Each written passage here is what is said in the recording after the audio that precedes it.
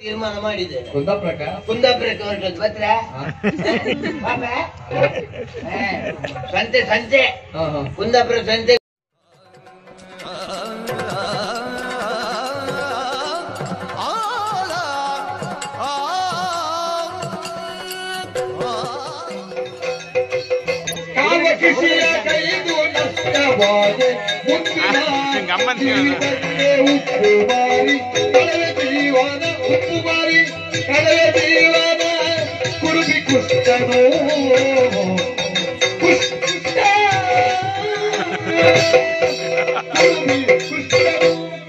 ನೋಡುವಾಗ ನಿಮಗೆ ಹಾಗೆ ಕಾಣಿಸ್ತದ?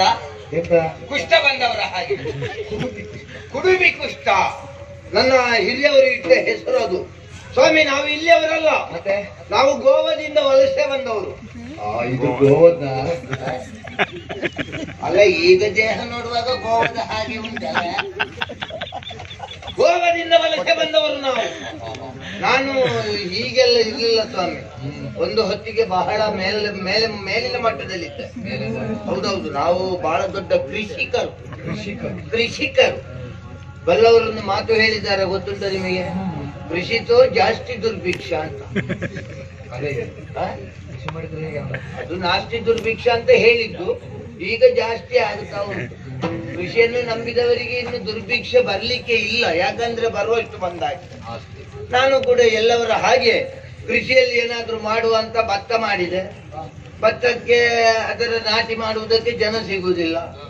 ಆಮೇಲೆ ಬೆಂಡಿ ಮಾಡಿದೆ. ಬೆಂಡಿ ಎಂತ ಮಾಡಿದ್ರು ಮುರುಟ್ಟು ಬೆಂಡಿಕಾಯಿ ಆಗುದು, ಬಹಳ ಸಮಸ್ಯೆ ಆಯ್ತು. ನಾನು ಮತ್ತೆ ಒಂದು ಕೆಲಸ ಮಾಡಿದೆ. ಬಹುಶಃ ನಾನು ತಂದ ಬೀಜ ಸರಿ ಇಲ್ಲ ಅಂತ ಆಲೋಚನೆ ಮಾಡಿ ಆಚೆ ಮನೆಯವನ ಒಂದು ನೇರ ಇದ್ದ ಬೆಂಡೆಕಾಯಿಯನ್ನು ತಂದು ಆ ಬೆಂಡೆಕಾಯಿಗೆ ತೋರಿಸಿದೆ. ನೋಡು, ನೀನು ಮುರುಟಿ ಹೋಗಬಾರ್ದು, ಹೀಗೆ ನೇರವಾಗುಂಟ. ಮಾರನೇ ದಿವಸ ಆದದ್ದು ಅದು ಮುರುಟಿ ಹೋದತ್ತೆ.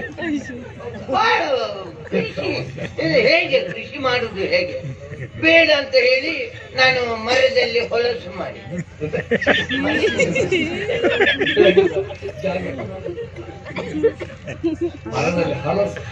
ಹಲಸ ಅದೇ ನಾನು ನೋಡುವಾಗ ಹೊಲಸಿತ್ತಪ್ಪ, ಈಗ ಹಲಸ ಆಯ್ತಾ, ಅದನ್ನು ಮಾಡಿದೆ. ಅದು ಎಂತ ಕರಡಿ ಉಪದ್ರ ಮಾರ್ರೆ, ಅದರಲ್ಲೂ ಎಂತದು ಮಾಡ್ಲಿಕ್ಕೆ ಆಗ್ಲಿಲ್ಲ. ಓ ಅಯ್ಯೋ ದೇವ್ರೆ, ಇನ್ನಿದು ಯಾವುದು ಬೇಡಪ್ಪ, ಇದೆಲ್ಲ ನಂಬಿ ಪ್ರಯೋಜನ ಇಲ್ಲ. ನಾವೇ ಮನೆಯಲ್ಲೇ ಸ್ವಂತವಾಗಿ ದುಡಿಯುವಂತ ವೈನುಗಾರಿಕೆ ಪ್ರಾರಂಭಿಸಿ ಒಂದು 4 ದನ ದನವನ್ನು ತಗೊಂಡು ವೈನುಗಾರಿಕೆ ಹೈನುಗಾರಿಕೆ. ಅದು ಕೂಡ ಈಗ ಹೈನಾಯ್ತಾ? ನಾನು ನೋಡುವಾಗ ವೈನಿತ್ತು. ಬಹುಶಃ ನಾನು ಬಿಟ್ಟು 2 ವರ್ಷ ಆಯ್ತಾ ಕೃಷಿಯ ಕಾರ್ಯ. ಹಾಗೆ ಅದು ಬೇರೆ ಮಾಡಿದ್ರೆ ಏನು, ಇರ್ಲಿ ಬಿಡಿ. ಏನ್ ಮಾಡುವುದು ಅಂತ ಈ ಒಳಬೈಲಿಗೆ ಬಂದ ಮೇಲೆ ಇಲ್ಲಿ ಹತ್ತಿರ ಕಡಲು ಉಂಟಲ್ಲ, ಕಡಲ ಬದಿಯಲ್ಲಿ ಒಂದು 4 ಗದ್ದೆ ನಮ್ಮದು. ಹೌದು, ಅದರಲ್ಲಿ ದೊಡ್ಡ ಕೆರೆ ಮಾಡಿ ಅದರಲ್ಲಿ ಉಪ್ಪು ಸಂಗ್ರಹ, ಉಪ್ಪು ಮಾರಿ ಜೀವನ ತೆಗೆಯುವವ.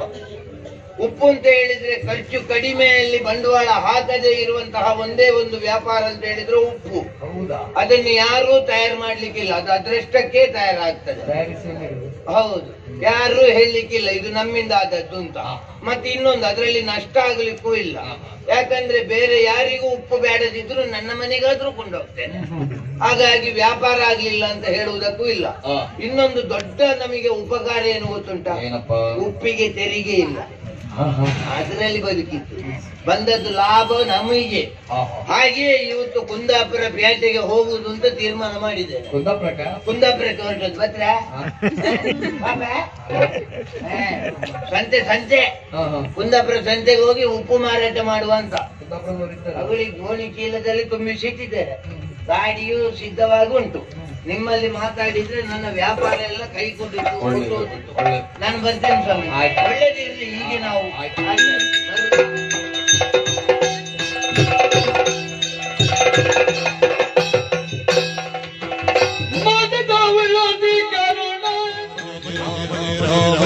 Ram